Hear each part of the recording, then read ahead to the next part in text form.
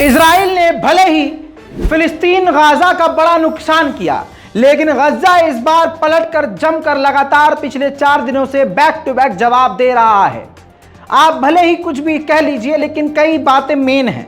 वो ये कि अब गजा की तरफ से जो इस्लामिक जिहाद है वो लॉन्ग रेंज की मिसाइलों का इस्तेमाल कर रहा है। इसी वजह से अब आयरन डोम के अलावा उससे महंगा और उससे ताकतवर डिफेंस सिस्टम इजराइल को इस्तेमाल करना पड़ रहा है। बात ये दोपहर की है जब गजा की तरफ से फिर से इजराइल के कई इलाकों पर, अलग अलग शहरों पर रॉकेट दागे गए, क्योंकि आयरन डोम और कई तरह के जो इसके डिफेंस सिस्टम हैं इजराइल के, वो फेल होने लगे हैं। इसके बाद जब गजा की तरफ से दोपहर को रॉकेट और मिसाइल दागे गए तो यहूदियों को पता था कि अब हमें आयरन डोम और अपने डिफेंस सिस्टम पर भरोसा करना बंद करना होगा। पूरे यहूदियों में भगदड़ का माहौल था। भाग रहे थे अपनी गाड़ी सड़कों पर छोड़कर, सामान कहीं जहां है वहीं छोड़कर शेल्टर की तरफ। ये तमाम चीजें ये सिर्फ मुंह से नहीं बोलूंगा, मैं आपको दिखाऊंगा गजा के रॉकेटों का यहूदियों को डर। חברים שלי היקרים, שימו זין על החמאס ועל הג'יהאד. סתם דיבורים. אימא'לה! בראש שלי משנה!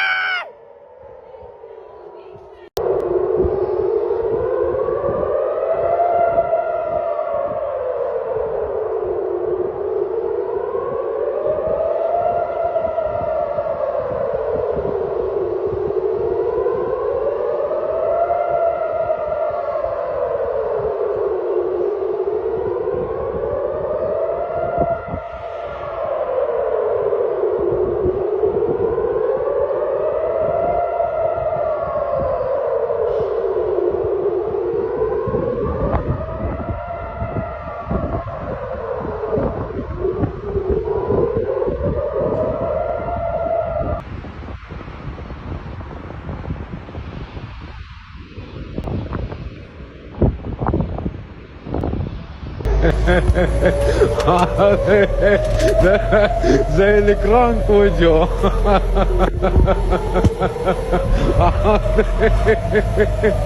يمسك من الياع وارفعه. صافرة الانذار والرعب.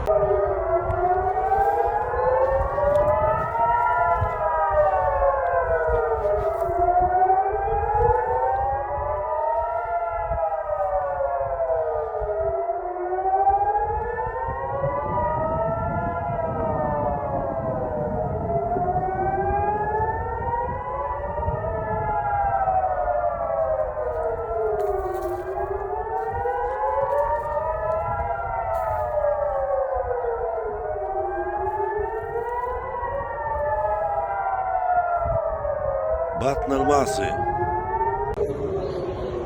לא רואים כלום.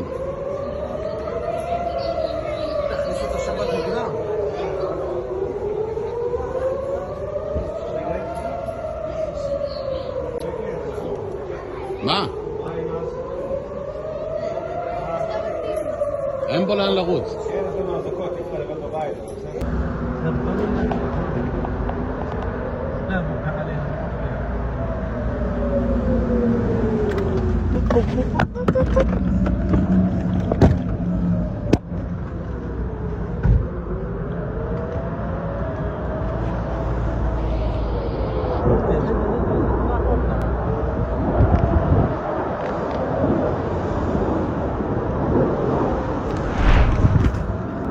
दोस्तों, यहां पर जो मेन बात है जिस पर आपको पूरा ध्यान देना चाहिए, ये सब चीजें पहली बार हो रही हैं कि गजा बैक टू बैक हमला कर रहा है और गजा अब लॉन्ग रेंज की मिसाइल का इस कदर इस्तेमाल कर रहा है कि पहली बार जेरूशलम के अंदर, जेरूशलम के ऊपर तक गजा की मिसाइलें पहुंच गई, जिसको इजराइल ने गजा की उस रॉकेटों को जेरूशलम के आसमान पर इंटरसेप्ट किया। मेन बात क्या है कि अब लॉन्ग रेंज की मिसाइल जेरूशलम तक पहुंच रही हैं। अब जेरूशलम में यहूदियों की पहली बार भगदड़ देखी गई है।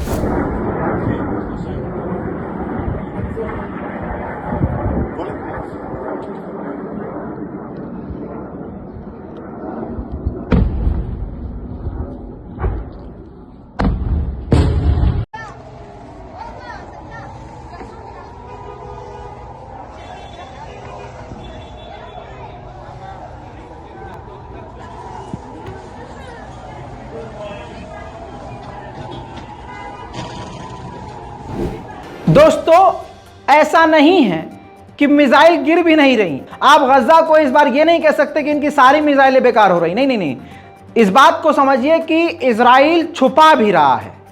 अब मैं आपको इजराइल की ही सीसीटीवी फुटेज से दिखाऊंगा कि जेरूशलम के बेहद करीबी इलाके में, यहूदियों के इलाके में, ग्रीन एरिया में मिसाइल गिरी है। देखिए, נפילה בלייב נפילה בתוך החממה.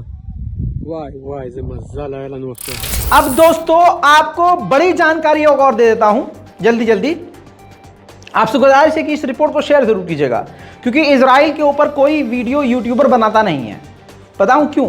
क्योंकि इससे अर्निंग नहीं होती है और चैनल डिलीट होने का भी खतरा होता है। लेकिन मेरे लिए इजराइल और फिलिस्तीन सबसे अहम मुद्दा होता है, क्योंकि मैं इसी से बना हूं। सबसे पहले ज़्यादा कवरेज मैं इसी की करता था, इजराइल और फिलिस्तीन की, इसलिए मैं इसको छोड़ना नहीं चाहता।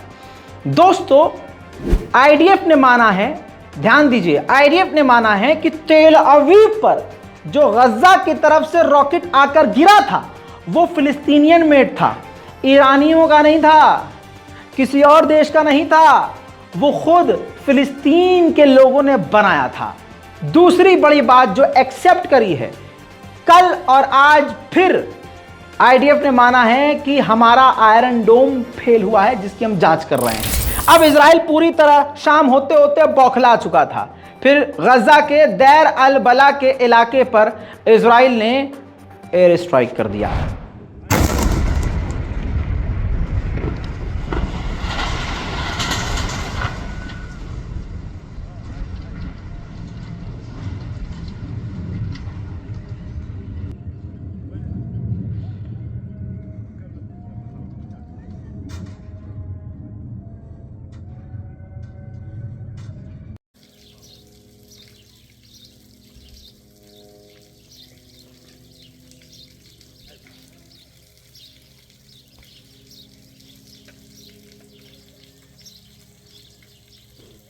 इस स्ट्राइक में फिलिस्तीनी व्यक्ति अली यान की शहादत हो गई है।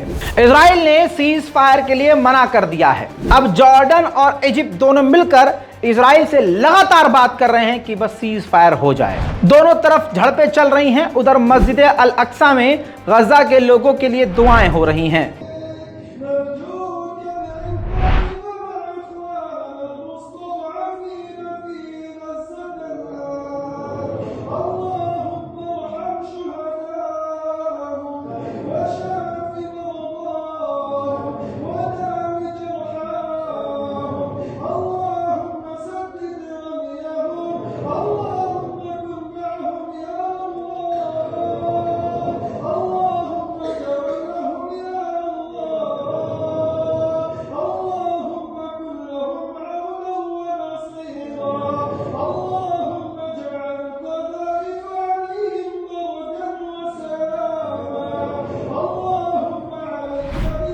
दोस्तों, मुझे उम्मीद है और पूरा यकीन है कि आप भी फिलिस्तीन और गजा के लोगों के लिए दुआ करेंगे और इजराइल की बर्बादी की दुआ ज़रूर करेंगे। मुझे पूरा यकीन है कि आप इन तमाम हमारी रिपोर्ट्स को शेयर भी करेंगे और हमें दुआओं में भी याद रखेंगे। थोड़ी देर में फिर से लौटूंगा बड़ी जानकारियों के साथ। तब तक के लिए जय हिंद।